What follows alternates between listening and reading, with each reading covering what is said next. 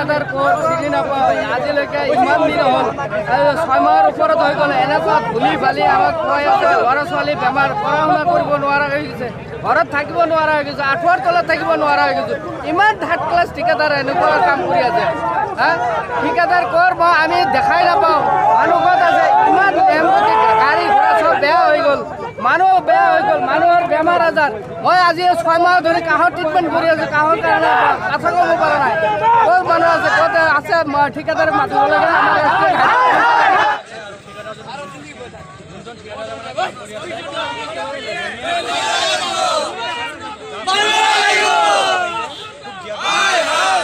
গাড়ী মটৰ বহুতো মানুহৰ আঘাত কৰিছে আৰু